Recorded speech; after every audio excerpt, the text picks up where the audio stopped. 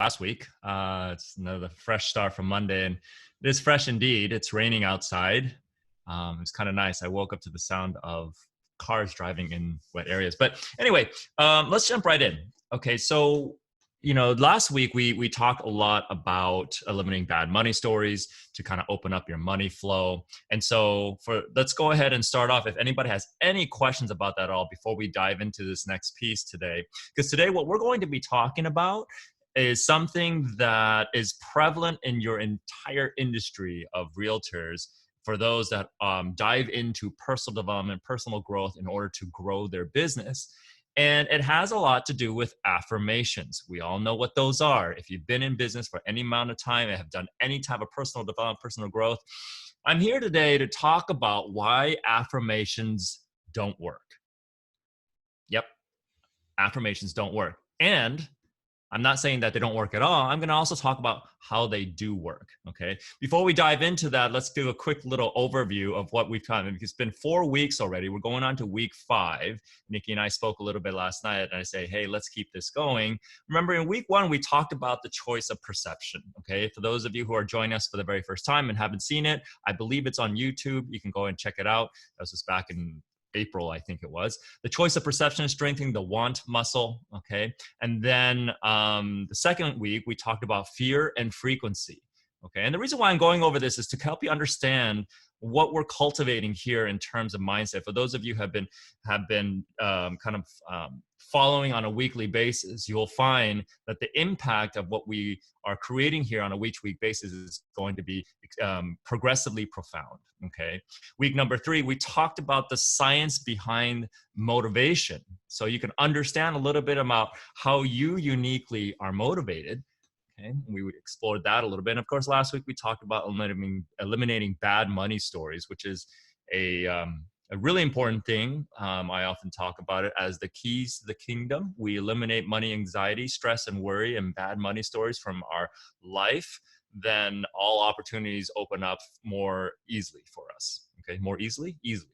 More easy. Wait, well, whatever. You guys know what I mean. Okay. So this week we're talking about why affirmations don't work and how we're actually going to make them work. Okay. And the reason why we're going to talk about this is, most of us, if you've ever worked or tried to use affirmations to kind of push yourself forward, get yourself motivated, put a 1 in the Q&A, okay, to let me know if you've ever tried using affirmations to motivate yourself, to get through tough times, to try to get your business going, okay? Yeah, and if you haven't subscribed to the South Bay Association of Realtors channel on YouTube, make sure to do that. There's a ton of information on there. I finally got a chance to catch up and see my own videos. I realized they were on there, and I said, wow, there's a lot of videos on there, okay? Okay, so one couple with yoga and meditation, yes, okay, cool, Shireen. Good to see you back. Good to see you, Claudia. Okay, great. So, yes, okay. So just put a 1, okay, if that is something that you've tried. Now, the question I have next is put a 2 if you've ever struggled getting affirmations to work. In other words, maybe it worked in a quick moment, but then it just stopped. And you don't understand what all the hype is about when people are doing affirmations or law of attraction or all these different things. It's not working. Or for those of us who watch The Secret, right? You do all the things that they're talking about and it's not working, right?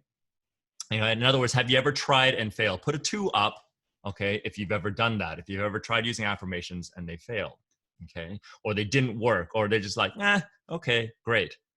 Okay. All right, so let's talk a little bit about why that is. Okay. Now, affirmations are cool. I'm not saying that affirmations are bad. There's a reason why they're so popular. There's a reason why there's memes across the board and quotes being posted on Instagram and everything and Pinterest about, certain things to kind of shift our mindset. In a moment, it may shift. In a moment, it may inspire. But what we're looking for when it comes to our livelihood, when it comes to our business, that we don't want just a shift. When we read an affirmation, we are hoping, we're desiring that shift will inspire us to completely change our life. Like one quote will completely flip things around. And sometimes it has, and sometimes it hasn't. But what's the difference? I'm here to talk about today what the difference is between how it actually works and when it doesn't work. Most of the time, it doesn't work because of a very simple reason. The words are powerful, and we've learned, the pen is mightier than the sword, and in scriptures they talk about, and so speaketh that it becomes, right? And the word is, God or something like that. Okay, so the word is powerful. And I agree, the word is absolutely powerful. There's a reason why I've invested hundreds of thousands of dollars in linguistic training just to understand language and how the human mind uses language to carry its intentions, to carry our desires and wants and manifest in creation.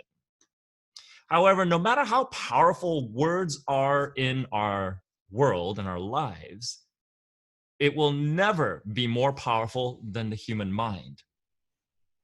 And if you remember, if those of you who were on last week, if you remember or watched last week's video, we talked about the programs of the unconscious mind that are established at a very young age. And those programs are what establish our belief systems. Those belief systems then are driven by, lead into motivational drivers, okay? Or they can impact our motivational drivers. And if you have a bad or a limiting belief system, that is a deep running operating system that is going to trump any amount of affirmations. In other words, have you ever told or read an affirmation and said, I'm going to adopt this, and deep down inside, that little child or that unconscious mind inside you goes, liar. I was like, yeah, right, or whatever, right? Okay. If you've ever used an affirmation and you felt deep down and said, yeah, whatever, put a 1 in Q&A. Like you said, yeah, that's a lie. That's not going to happen. Okay. Or some kind of chatter that immediately contradicts, okay, the affirmation that's shown up. Though consciously and cerebrally, you're looking at it as that's a great affirmation. It totally makes sense. And then deep down inside, you're like, nope, not going to happen. Okay. And the reason why that is not because we don't believe in it or we don't believe in it. There is what it has activated in the moment, what it's triggered in that moment is what we call a deeper programming, a limiting belief that is actually contradicting. And so in an effort to protect itself, because, here's the thing is when it triggers something like deep inside, that program has been running for most of our lives. Remember, if you think back to what I was talking about, the Maslow, when the behavioralist, Dr. Maslow, when he talked about, 0 to 7 is the core age of our lifetime, where we have unfiltered learning. So the majority of our belief systems, the fundamentals of what we build all of our adult belief systems around, were established during that time, before we had mastery around language. And if we establish that before mastery of language, that means language has very little impact on changing the dynamic of that. And that's why it's so important to be mindful and take ownership and responsibility of your own thought process, of how you actually filter the world through your belief systems and your perceptions, okay? So this is why affirmations don't work. If you have deep emotional baggage that is triggered by a particular concept or an idea, okay? And last week, some of you may have encountered some of that what happens, it will trigger a response that will actually contradict what is being presented until that contradiction goes away so that you can maintain that belief. So in order to resolve that, in order to make affirmations work, we can't just hammer ourselves with more affirmations, okay? A lot of people, what they'll do is they'll rehearse it over and over again. They'll say it every single day. They wake up. Some of you have heard this before. Every single day, have a mantra. Recite this to yourself. Put it on the board. Just surround yourself and just basically bludgeon your unconscious mind's limiting belief system into submission. While that may work for a little bit, it's called willpower, right? But for those of us who have ever been kind of willing ourselves to create success and then got to ourselves a burnout, that's what happens. Looking back to what we were talking about in terms of motivation, is this: when you want to have natural motivation that doesn't require you to constantly push yourself, That's what true sustainable motivation is. When you have to use willpower, that's such an 80s thing to do. Just will yourself, okay? And how do you compensate for being burnt out? You take drugs, you take coke, you take all these different things and do, just kind of like just like work hard, play hard, and then, live fast, die young, that was a very 80s things to do, but that's no longer the case. What we're evolved into understanding is that to create sustainable long-term motivation and to have affirmations work, we need to address why it doesn't work to begin with. And that's because of our limiting beliefs, our deep down emotional baggage that has been triggered by a particular quote. How do you notice that sometimes there's a quote that comes up and all of a sudden you're like, oh, that makes sense. Or another quote that inspires somebody else, like, that doesn't do anything for me, okay?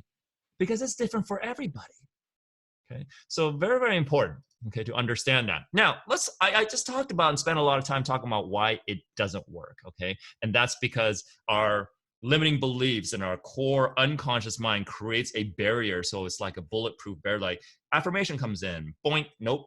Affirmation comes in, boink, nope. And no matter how many you put into it, it just basically recedes small and holds on to it. It grips it like a death grip and doesn't want to let it go. And the more you hammer it with affirmations, the more it says no, no, no.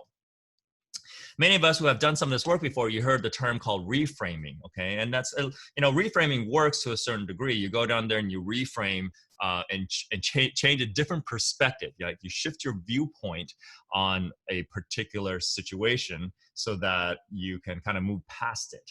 But what happens is again, it's like affirmation. You shift the frame, but it doesn't address the fact that why you were triggered to begin with, why there's a chatter that contradicts that. We want to explore why that is. And so how do we make it work is by first addressing the conflict, first addressing the contradiction to the affirmation. When the affirmation comes in and then there is a contradictory thought or chatter or doubt or apathy, or like it doesn't affect you, it doesn't work, or any kind of that chatter, but those you put to and stuff like that have tried and failed. That's an opportunity right there for you to do something to allow that affirmation to work, or any future affirmation to work, because what it has triggered is a shield that has been living there for a really long time. Okay.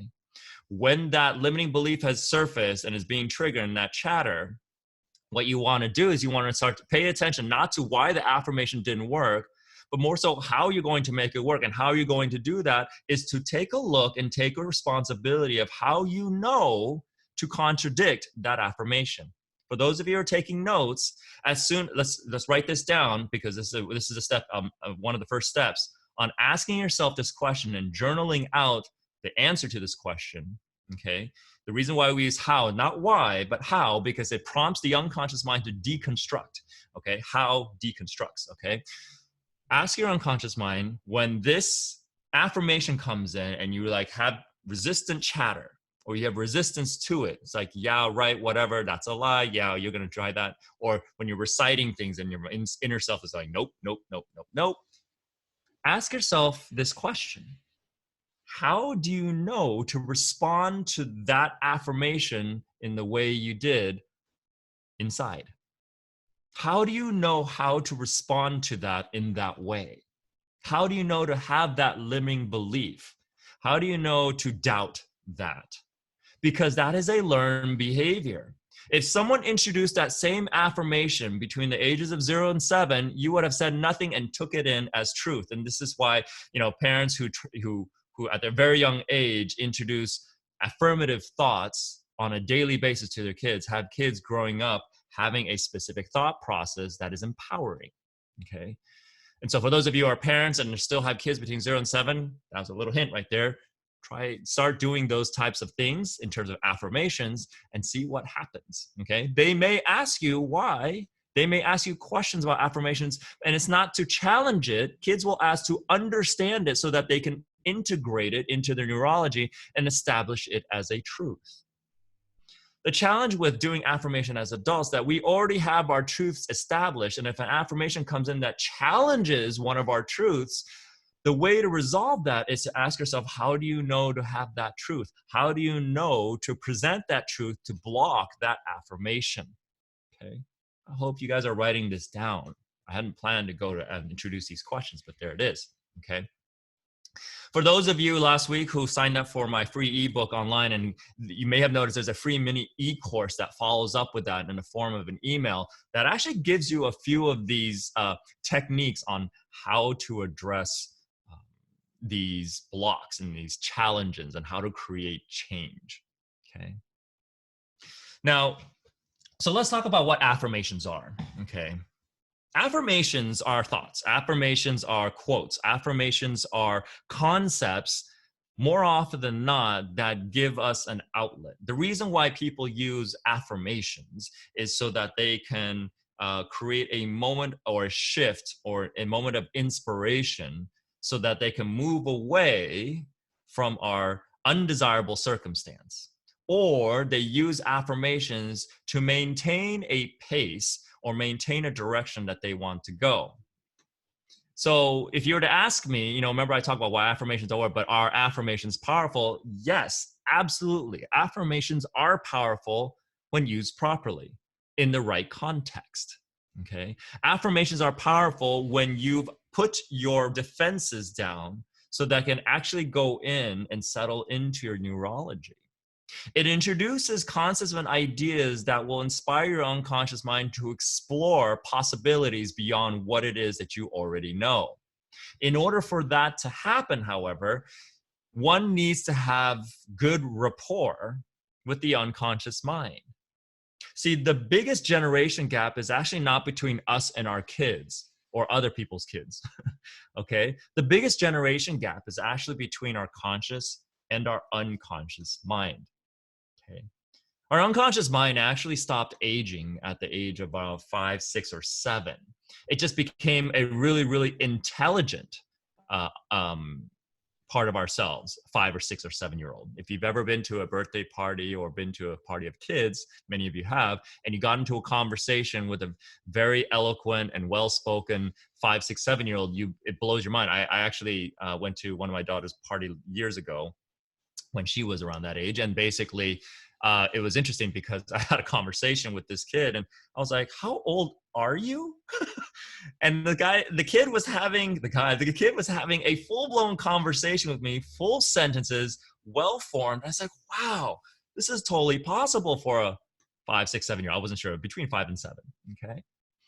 And so our unconscious mind is basically like that. And that's why there's been a challenge. So the older we get, the conscious mind that is conscious of temporal constructs, which is time and spatial.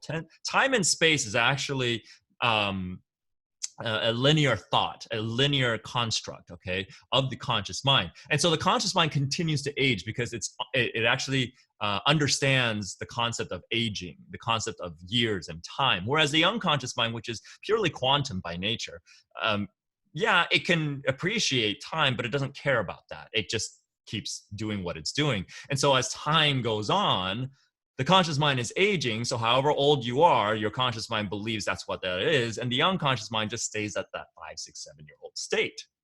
And so that's why when we're having struggles and dissonance within us, it's because there's a lack of rapport that emerges over time between our conscious and our unconscious mind. And the reason why I'm talking about this gap, this dissonance, this trench, if you will, between the conscious and the unconscious mind is that lack of rapport is exactly why affirmations don't work. So if you actually want to really tap into the powerful nature of affirmations, what you want to start doing is start to bridge the gap between the conscious and the unconscious mind.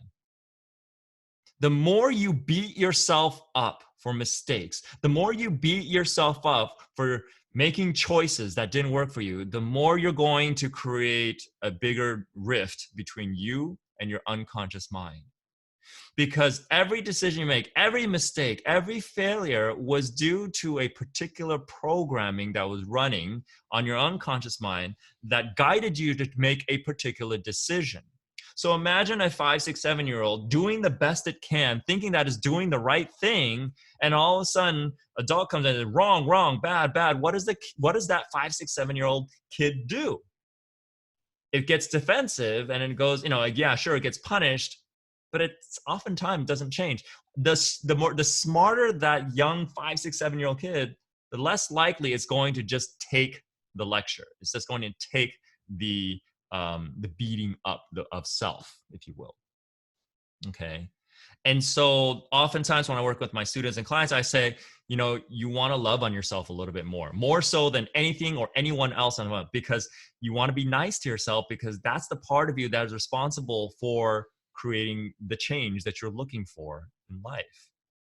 I often tell people that, we talk about in relationships, you got to love more, and mothers get caught up in this belief.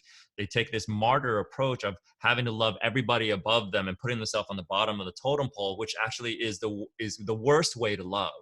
It's so much easier to love put yourself on and trickle down the love. Okay. And it's not about, being egocentric or arrogant or being like, I am better than anyone. To be authentically top of the totem pole, it means to be able to authentically and fully and truly love yourself and honor yourself, honor your vehicle, so that you can show up 100% for everybody in your life. Doing work is no different. Running your business is no different. And as we explore, the shift in time, as we start to have more and more of our abilities back to conduct business, okay, one of the things that we want to start to look at is what we've discovered during this time in quarantine, if you will, those introspective moments exploring, what is it that we want change? How many of you, put a 1 if this is if it's a yes, how many of you have taken at least some of the time to reevaluate your life, to reevaluate how you approach life, to kind of look within to see what you can transform and improve and optimize, so that when things start to shift back and you can actually go full force to build your business again, to kind of do everything, if you're not already doing that, you can show up greater, show up better. Okay. One of my favorite things about what's going on right now and observing that there are two types of people. There are people who take advantage of this time to really kind of do everything that they've wanted to do to improve their life, to make everything better, rekindle relationships. And then there are those who just kind of like, fight the power and just kind of like fight to have what they used to have. Okay. When nature has literally stepped in and says, human beings, it's time for you to evolve and change and grow, and let's see what every human being does with that. For those of you who have been staying on here and been loyal to our weekly sessions here, I suspect you're probably of the former, and that's why you're here. Okay. So anyway, I digress. So going back to this, so today we're talking about why affirmations don't work, how to make them work. I introduced a few concepts already. Those of you who use it, hopefully this kind of helps shifts that a little bit. It's a little bit shorter this week because I wanted to keep it focused on one thing without meandering too much and give ample time for questions. So for those of you who are having questions about affirmations or having questions about how to address how to make affirmations work for you better, feel free to start, piping them into the Q&A box. Okay. So is that short enough, Nikki? Oh, sure. Whatever you want to do. Okay, great. I mean, I have a few more topics, but we'll just kind of like keep it easy as possible. So in upcoming weeks, so I have some good stuff coming down the pipe for those of you who are looking forward to the next one. So again, the topic today is why affirmations don't work, how to make it work, and the reason and the way to make it work is to resolve the conflict, the limiting beliefs underneath that are contradicting the affirmations you're trying to use. Because there's a part of you that says, hey, we want this affirmation to work, okay? And there's a part of you that says, nope, that's not going to work. And the reason why they don't work is not because the affirmation doesn't ring true, although it depends on what kind of affirmation you're reading, but it's the conflict and the rift between the conscious mind that says, yeah, this is totally good. The unconscious mind is, nope, it's going to challenge one of our deeper programmings, our deeper belief systems, and we're not going to embrace it. We need to protect ourselves. Okay. So that's one of the things that we can talk about. So go ahead and pipe your questions in while I kind of explore this topic as well, which is, why does we call this a secondary gain? Though the conscious mind say, that belief sucks. And then we tell the unconscious mind that belief sucks. We shouldn't have that belief. I don't know what's wrong with me.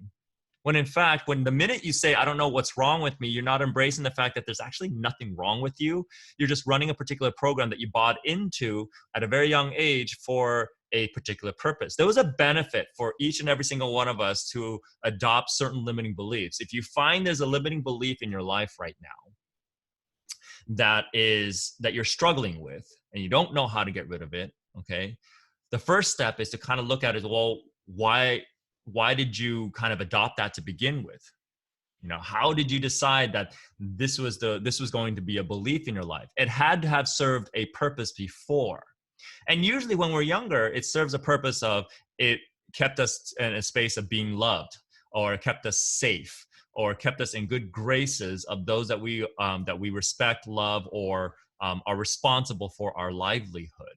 Okay, that's why a lot of the limiting beliefs that we learn from our parents are challenging, because we loved our parents. Our parents protected us. Because our parents were alive today. If it weren't for our parents, we wouldn't be on this planet. And so our deep unconscious mind understands that piece. And if we learned the truth for them, why would we doubt that? Because if we doubt that, we might jeopardize what created us to begin with, the foundation of our existence.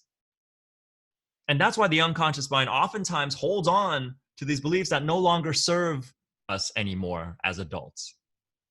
And the way we release that is to basically acknowledge the fact that the unconscious mind is still doing the best it can to protect you, right? And to keep you safe, okay? And make sure that you're still alive. And sometimes, and what happens is that when we don't acknowledge it, then the unconscious mind goes, nope, there's a problem. We need to keep protecting that.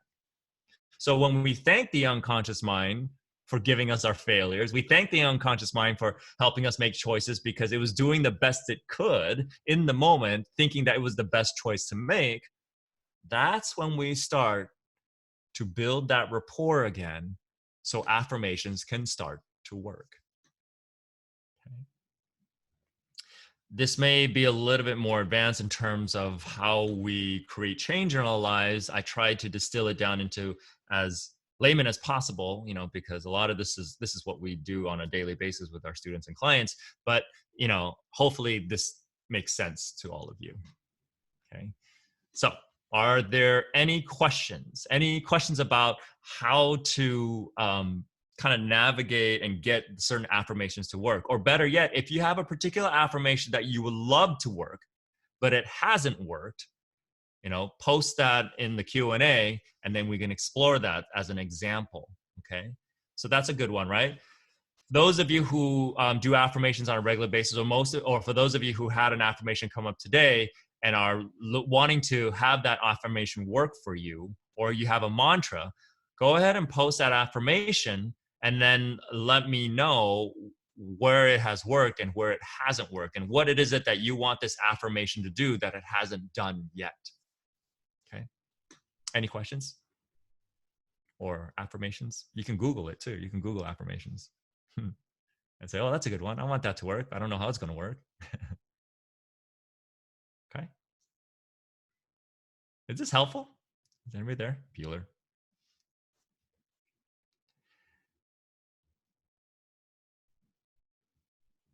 Okay. Well, this video is going to be up. For those of you who have my contact information and you don't want to share and rather share via email and stuff like that, I think Nikki has all that information, or we can just post it in chat. You guys can also connect with me on Facebook. I am a fan of the South Bay Association of Realtors, so you can probably find my profile through there. I'm an easy search, WEIHOUNG. If you didn't get that ebook from last week, the free ebook that I was talking about, you can go to go.thesixfigureacademy.com. That's the number 6 figure academy.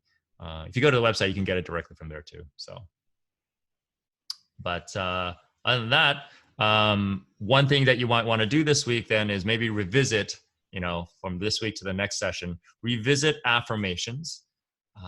affirmations that you've used in the past that you found didn't work, that you love to have work. Okay. And start to journal out those questions to answer the resistance. Okay. Answer how the resistance knows to respond the way it does. Okay. Remember to use the word how. Okay. How immediately prompts the unconscious mind to deconstruct.